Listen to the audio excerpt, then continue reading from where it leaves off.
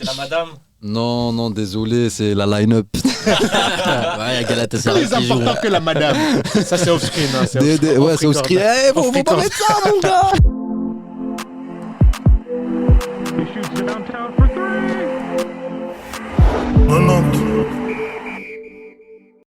Donc là, aujourd'hui, le sujet, ça va être est-ce que les sportifs doivent-ils être apolitiques ? Est-ce que les sportifs doivent prendre parti politiquement ? Est-ce que les sportifs doivent donner leur avis sur la politique ? Je vous laisse un peu débattre de ça. Quel est votre avis là-dessus ?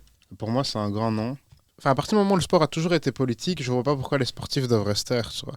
Il y a toujours eu un peu cet aspect, et ça, j'ai jamais trop aimé, c'est ce truc du t'es un sportif, tais-toi, va sur le terrain, fais tes trucs et parle pas. Alors que, à titre personnel, et ça n'engage que moi, mais les sportifs disposent d'une certaine notoriété et donc disposent de certaines plateformes, surtout aujourd'hui à l'ère des réseaux sociaux, où ils doivent plus spécialement passer par les médias comme auparavant.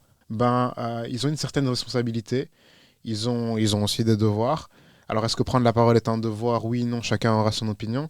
Mais moi, je suis toujours très, très admiratif des sportifs qui se disent « Ok, moi, aujourd'hui, j'ai une plateforme avec autant de personnes, je peux être un vecteur de changement, je peux mettre la lumière sur ça, je peux sensibiliser les gens sur ce sujet ou ce sujet-là. » Et qu'ils le font. Et moi, je trouve ça très, très important aujourd'hui parce qu'aujourd'hui, on sait que le sport rassemble. Toi. Si un joueur ne le fait pas, moi, je vais pas blâmer le joueur, tu vois. Mais je sais que, par exemple, moi, je suis hyper admiratif de Jules Koundé, que j'adorais déjà en tant que défenseur, et qui, plusieurs fois, j'ai vu prendre la parole et pas hésiter à se mouiller. Hein. Les déclarations, les communiqués de l'équipe de France ou quoi, lui, il en avait... ça lui passait par là. Et notamment quand il y a eu le jeune Naël qui est malheureusement décédé, tué par un policier en début juillet, c'était fin juin, je sais plus trop. Lui, directement, il n'a pas une, pas deux. Et en fait, c'est là que tu vois que c'est important parce que c'était spontané, tu vois. C'est pas quelque chose qui a été calculé où tu vois que lui, il a vraiment parlé avec son cœur. Et je pense que c'est peut-être là qu'est l'essentiel. Je me perds un peu, je suis pas structuré. Non, mais Mais je pense que l'essentiel est là. À partir du Ouais, moment où un sportif veut c'est un parler... sujet super vaste. Hein, donc, voilà. parce que du coup, il disait que le sportif, non, il ne doit pas être forcément apolitique, mais du coup, je pense que tu es quand même au courant aujourd'hui de ce qui se passe et donc des débats qui sont sur la table aujourd'hui vis-à-vis des sportifs. Et d'ailleurs, des accusations même qui sont faites vis-à-vis de certains sportifs. On prend le cas Benwebe. On va parler, on va C'est dire du les grand termes, n'importe on quoi. va dire les mais termes. bon, je pense Attendez, qu'il faut- on va repréciser le contexte quand même pour les passionnés. Donc là, on parle du cas de Karim Benzema qui a fait un tweet pour partager en fait sa peine pour toutes les morts. Tous les morts qu'il y a eu à Gaza. Tu prends Attal à Nice.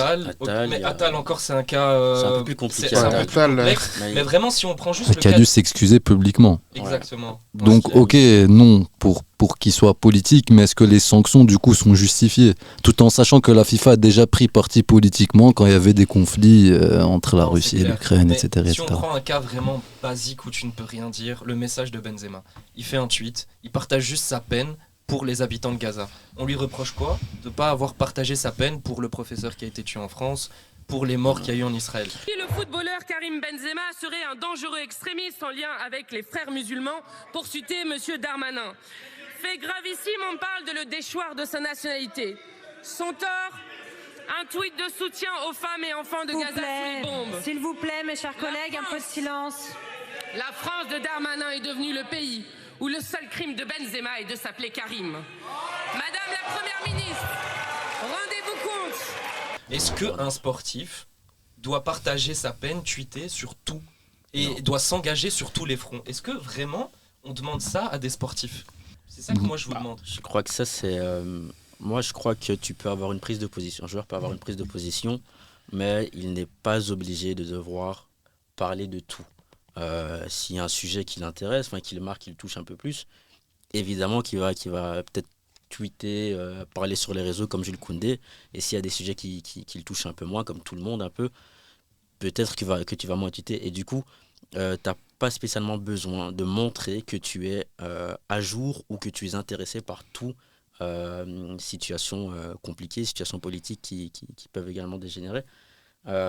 Et moi, ça, je crois que c'est un truc qui me dérange un peu dans ce qui se passe aujourd'hui. Par exemple, il y a l'émission TPMP qui est passée. Tu as Géraldine Maillet qui avait dit pourquoi est-ce que Omar Sy et Mbappé n'ont pas communiqué sur ce qui s'est passé avec le Hamas, que le Hamas a condamné les attaques envers l'Israël.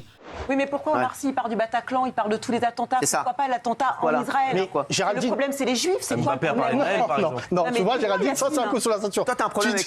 Et tu dis, mais le joueur n'a pas spécialement envie de le faire, il ne se sent pas concerné peut-être, ou bien il n'a pas envie de prendre parti.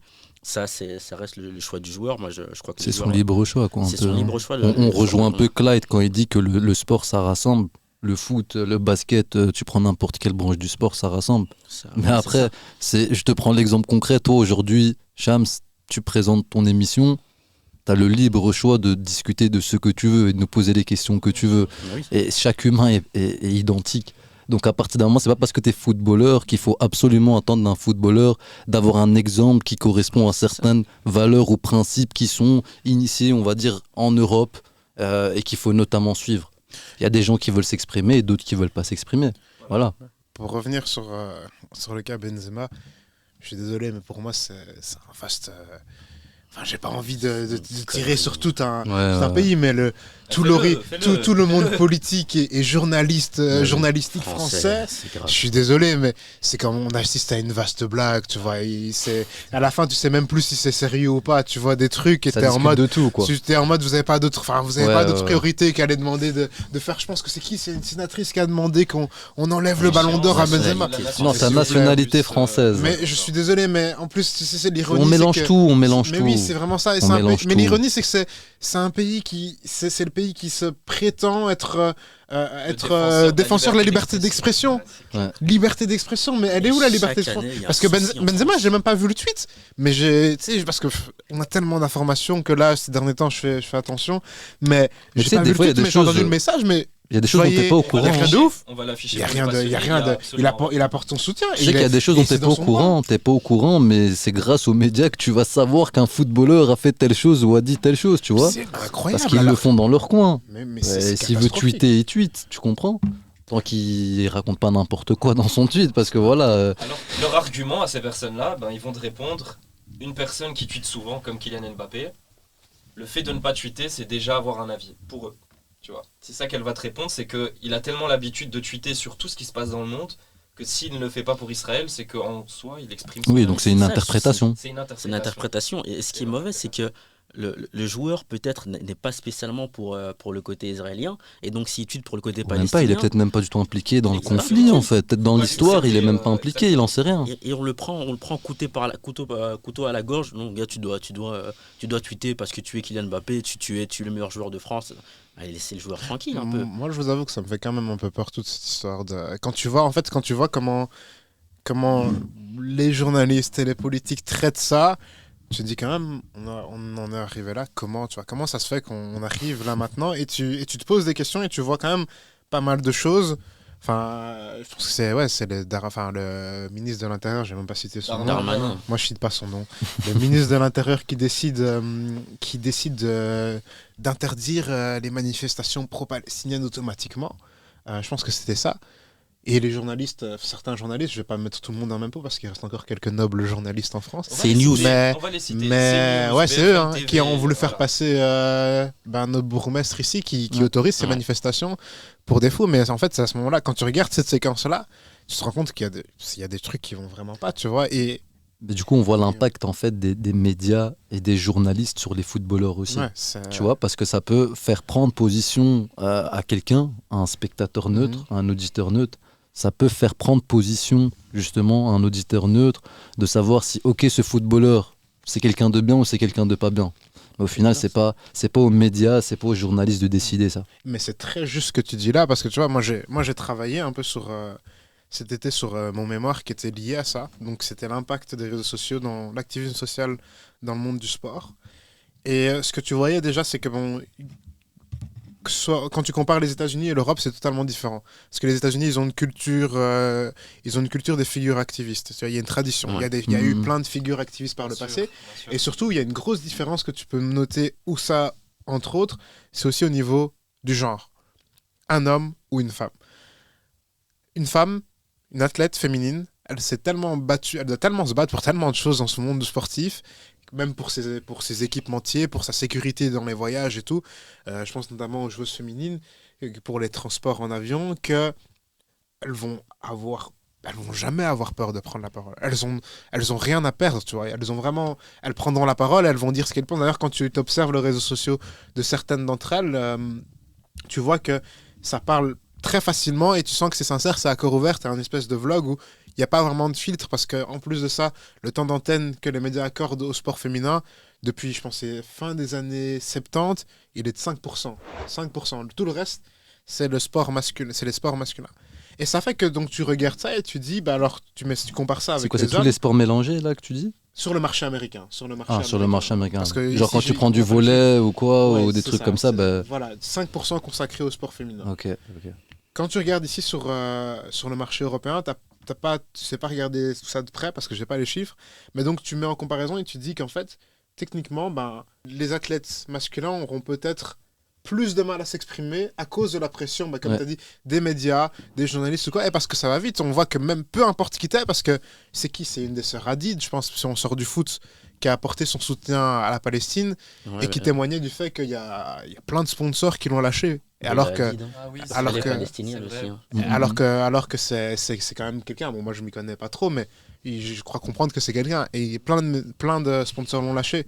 Je pense que même à Kylian Mbappé on pourrait croire intouchable, enfin déjà il a eu des pressions pour rester au PSG de la part des politiques, s'il s'exprime par rapport à ça, moi je crois qu'on sous-estime les pressions que ce genre d'individu que l'athlète peut recevoir, tu vois. Quand tu regardes dans le passé, que ce soit les Pelé ou je pense même Maradona, je sais pas si Maradona était sur la génération qui gagne la Coupe du Monde avant Maradona en Argentine, j'ai oublié. Pourquoi les politiques prenaient ces joueurs pour promouvoir leur dictature? Ils les prenaient parce qu'ils savaient que ces mecs-là rassemblaient. Ils savaient que c'était une image, c'était une vitrine, et que tant que ces mecs-là étaient là, bah, la population pourrait oublier les soucis et tout allait bien, c'était une promotion. Mais ils voulaient aussi garder le contrôle. Ça veut dire que quand ils prenaient Pelé ou Maradona, ou même les joueurs de l'équipe du Brésil ou les joueurs de l'équipe d'Argentine, c'était pas des mecs, ils leur disaient, vous pouvez faire ce que vous voulez. Non, c'était, voilà, vous allez venir maintenant et vous allez dire ceci ou cela. Ils avaient le contrôle, ils contrôlaient. Et je pense qu'il y a toujours, on n'est pas dans le cas des dictatures, mais je pense qu'il y a toujours cette volonté des politiques, et je pense que la raison pour laquelle on veut que les joueurs de foot soient apolitiques, c'est parce que il y a une volonté de pouvoir garder le contrôle, même les instances, tu vois, c'est de pouvoir garder le contrôle. Ronaldo va tweeter quelque chose, ok, et va demander aux gens de prendre parti parce qu'il défend une cause. Je peux te dire que toutes les personnes qui ne sont pas au courant de ce qui se passe vont aller dans le sens de Ronaldo, parce qu'il y a une grande influence, comme tu le disais. Hein. Je pense que les footballeurs qui sont connus mondialement, ils ont une très très grande influence sur les personnes. Du coup, je vais me faire l'avocat du diable, même si je le pense pas, mais je vais le faire. Vu qu'ils ont cette influence. Est-ce que justement tu ne peux pas en attendre d'eux qu'ils prennent parti justement pour véhiculer certains messages qui sont nécessaires? Bon, après, le terme nécessaire est subjectif, mais voilà. Est-ce que justement t'attends pas de ces personnes qui ont de l'influence de pouvoir véhiculer des messages? Alors elle est où la limite? Est-ce qu'on demande aux joueurs de faire véhiculer toutes sortes de messages, oui, mais ou alors cette image-là, aux joueurs de choisir les messages qu'ils peuvent faire véhiculer? Parce que cette image-là, attention, parce que c'est aussi des fois la FIFA, l'instance qui se trouve au-dessus, qui impose de prendre... En fait, c'est vraiment comme il dit, hein, t'es vraiment une vitrine en tant que footballeur, t'es une vitrine d'une image ou d'une opinion que tu veux faire passer, clairement. Aujourd'hui, si la FIFA te dit, vous allez tous mettre des t-shirts arc-en-ciel parce que voilà, on voit qu'il y a des problèmes justement à ce niveau-là et qu'on veut faire passer un message, que ce soit dans le foot, parce que le foot c'est visionné à travers le monde entier. Mais ces instances-là, en fait, au final, pourquoi elles ne sont pas apolitiques? Tu comprends? C'est ces instances-là qui me dérangent moi personnellement. Un footballeur devrait rester neutre et non pas prendre parti pour telle ou telle cause. Bien évidemment, alors pourquoi on ne prend pas les mêmes sanctions qu'on a pris contre l'équipe, la sélection russe? Pourquoi on ne prend pas les mêmes sanctions? Aujourd'hui, autour de la table, est-ce que quelqu'un sait répondre à cela? Mais attends, moi je me suis un peu perdu dans la conversation parce que je pense que tu vois, tout ce qui est BLM ou même les causes LGBT, je pense que c'est des trucs qui partent plutôt des joueurs. Je pense que poser le genou, ça part des joueurs et pas des instances, non? Justement, en fait, les joueurs à l'époque ont pris cette initiative de défendre une cause qui leur était chère. Ok. Maintenant, tu peux faire l'avocat du diable et leur dire, mais si vous prenez parti pour ce genre de cause, pourquoi vous ne le faites pas pour toutes les causes ? Si vous considérez que vous êtes des hommes politiques parce que vous voulez faire passer un message politique, pourquoi vous ne le feriez pas pour d'autres causes ? Mais tu peux pas être intéressé par toutes les causes. Voilà, aussi, Et puis, je suis d'accord avec toi. Je crois que, en fait, pourquoi c'est ces causes-là ? C'est parce que c'est aussi les causes que les joueurs mettent en avant et les gros problèmes qui doivent être gérés. On sait que le racisme ou l'homophobie dans les stades, c'est encore des trucs qui sont trop présents. J'aime beaucoup les stades de foot, hein, mais à San Siro, quand j'y étais, je sentais que c'était pas l'endroit qui réunissait le plus de gens malins. Ce que je pourrais reprocher aux instances ici, c'est de pas être dans la discussion et l'ouverture comme peuvent l'être les instances aux États-Unis. Pas toutes les instances, parce que typiquement la NFL a pris du temps, et même encore maintenant, c'est pas incroyable, mais la NBA ou le commissionnaire NBA. Après, tu me diras que c'est encore différent parce que là-bas, ils ont un syndicat des joueurs. Ici, avoir un syndicat des joueurs, je pense qu'il y a un truc pour les joueurs. Mais bon, c'est tellement... Tu sais, on parle en NBA, on parle de quoi ? De 500 joueurs. Ici, on parle de, de foot en football, par exemple, tu vois. Mais le commissionneur, il y a une discussion, il y a toujours ça. Et puis, les joueurs de NBA, il y a déjà eu ces histoires de... On va pas jouer, on joue pas, tu vois. Alors qu'ici, par rapport au racisme... je repense à Valence, hein, ou même Valence contre je sais plus qui, où Diaby ou Diakaby subit du racisme. Oui. Les joueurs de Valence retournent au vestiaire et apparemment ils ont des pressions des officiels. Vous devez retourner sur le terrain. Alors que là, pour moi, on passe à côté de quelque chose. Tu vois. Chacun choisit sa cause, ça dépend de dans quel endroit tu te trouves dans le globe en fait. C'est vraiment ça, tu vois. Donc la politique, oui, mais jusqu'à où, au final, est-ce qu'on regarde le foot par pur plaisir et pour la beauté du football, et si on parle d'autres sports, pour la beauté du basket, du volley, du tennis, ce que tu veux, hein, ou de l'athlétisme, ou est-ce qu'on regarde le sport pour avoir forcément un avis sur des sujets ? Voilà, ça dépend aussi, encore une fois, de comment toi tu l'interprètes en tant que voilà, spectateur, auditeur. Pour toi, c'est quoi ? C'est une bonne question. Pour toi, un sportif, c'est quoi ? Est-ce qu'un sportif, c'est plus qu'un joueur de foot ou un joueur de basket ? Est-ce que c'est aussi quelqu'un tout d'abord, ça reste un humain, comme toi et moi. Ok. Donc, je veux dire, à un moment donné, si on avait eu l'occasion ici d'avoir un footballeur à table, on lui aurait demandé, écoute, t'es quoi ? T'es un humain, tout avant tout, tu vois, tu fais ce sport-là et c'est ton métier parce que ça te plaît et que t'as eu l'occasion de décrocher un contrat, tu le fais, forcément que tu le fais. Mais après, est-ce que lui n'a pas le droit de s'exprimer ? Non, je suis pas d'accord, tu vois. Donc, je rejoins ce que Clyde disait, non, il faut pas être apolitique en tant que footballeur, mais je pense qu'on doit pas non plus tout mélanger. Tu vois, je pense que, par exemple, je reprends l'exemple de l'équipe de la sélection russe ou des clubs russes. Je vois pas pourquoi ils ont été expulsés. Ça, c'est un souci. C'est à géométrie variable, c'est ça le problème. C'est à géométrie variable. C'est ça le problème. C'est pas juste au foot, c'est dans tous les sports. Dans tous les sports, ouais. Au tennis, carrément, des joueurs russes ou de Bélarus qui n'ont. C'est pas parce que t'es russe que tu soutiens. Que généralement tu as la même idéologie en fait que voilà ton état ou que les gens qui gouvernent l'état. Enfin, je veux dire, chacun a sa façon de voir les choses. Donc tu peux pas te permettre en fait de prendre des décisions comme ça à géométrie variable. C'est ça qui me dérange en fait actuellement. C'est un peu trop comme ça. Ouais. Tu sais, t'es un joueur de foot. Tu as certaines positions. Je vais prendre l'exemple de Mazraoui. Mazraoui, c'est un joueur de foot. Voilà, il est marocain. Il a une certaine position par rapport à ce qui se passe en Israël et Palestine. Et derrière, tu as son club qui le prend par la gorge et qui lui dit « Ce que tu as fait, ça ne correspond pas aux valeurs du club. » Qu'est-ce qu'il doit faire ? Il doit baisser son froc ou pas ?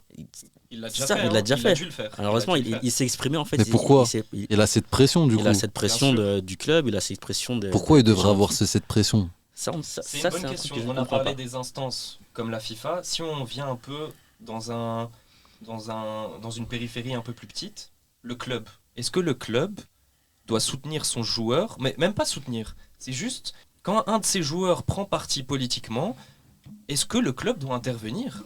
Je Ou crois. juste prendre ses distances et dire ok, mon joueur a pris position pour ça, ça ne l'engage que lui, mais je ne vais pas lui mettre de pression, je ne vais pas le menacer de le licencier, parce que au final, comme tu le dis, c'est un être humain qui a le droit de s'exprimer. Et donc pourquoi Il peut être licencié pour son comportement, mais pour sa vision, ses opinions, c'est autre chose. Et ben, le joueur marocain, c'est El Ghazi, il s'est fait licencier. Anouar El Ghazi s'est fait licencier. C'est Mayence, hein. Ouais, par il s'est fait licencier. Moi, je voudrais bien connaître la cause légalement, comment il a pu se faire licencier. Faute grave, c'est quoi? C'est juste qu'il n'était pas en accord avec les valeurs du club. Et ça, je trouve que c'est un peu dommage. C'est que tu as une personne, n'importe où, dans n'importe quel taf, tu as tes propres valeurs qui vont pas spécialement aller avec les valeurs de la société, de ton employeur. En fait, dans le foot, tu es un employé de la direction. Tu es un employé de la direction. Tu es un employé de la direction. Ouais, clairement. Mais tu insinues alors que les clubs ont des positions politiques.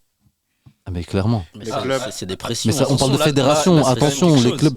Parce qu'en fait, c'est toujours par étage. Quand tu prends les clubs, ils sont liés aussi à ce que la fédération leur donne comme directive. C'est vrai qu'à la fin, tu vas regarder la fin de la chaîne et c'est l'image du club qui va prendre, mais j'imagine que...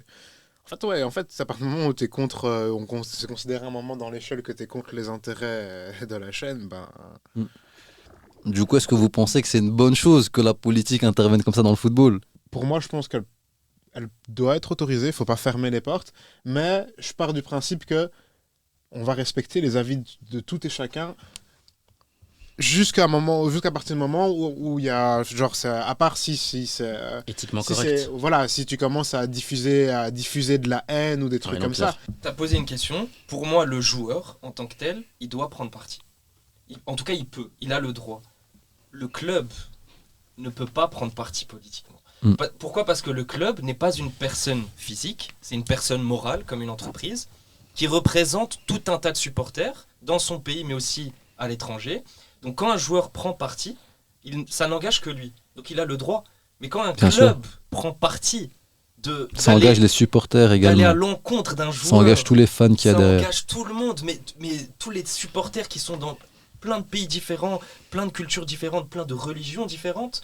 Comment un club peut s'engager politiquement? Et vous allez me dire que le Bayern, tous les fans sont d'accord avec l'opinion de la direction? Pas du tout. Ils ont fait un statement, Donc c'est une très bonne conclusion, ce que tu dis justement. Tous les fans ne sont pas d'accord, mais après, il faudrait voir localement. Je suis pas en Allemagne, mais moi, je pense que si tu voyages d'un pays à l'autre, je pense que tu pourrais être surpris. Je pense que si on va de l'autre côté de l'Atlantique, aux États-Unis... c'est encore une question de mentalité par rapport à où tu es. Je pense qu'on serait surpris, mais... C'est une histoire qui se répète. Il y a quelques années, Ozil, quand il donne son soutien aux Ouïghours, bien vu. Voilà, je voulais parler de cet exemple. Ça a été directement... Ou quand il a fait des photos avec le président turc. Arsenal se désiste totalement. Et là, c'est parce qu'ils pensent à leur communauté de fans en Chine où le marché est exceptionnel. Tu vois, mais encore moins loin. Il a fait des photos avec le président et il s'est fait incendier. Il a dû prendre sa retraite internationale à cause de photos. Alors que quand Zinchenko, là maintenant, moi j'ai aucun problème avec le fait qu'il publie justement une story, ça rejoint ce que j'ai dit, il a le droit de marquer son soutien envers Israël, il n'y a pas de souci. Que Arsenal fasse autant de problèmes pour que Mesut Ozil fasse la même chose, et que là avec Zinchenko, rien, aucun contenu, aucun message publié. Tu l'as dit toi-même, sa géométrie variable. Voilà, sa géométrie variable. C'est ça, on peut s'offusquer tant qu'on veut. On peut en discuter ici pendant 5 jours. On peut s'offusquer tant qu'on veut. Le monde est. On a quel âge? On est tous dans la vingtaine, tu vois. On a compris. Le monde est ce qu'il est. Tu vois ce que je veux dire? Le monde est ce qu'il est, tu vois. On est tous d'accord ici. C'est triste, mais c'est comme ça. C'est triste, mais c'est comme ça.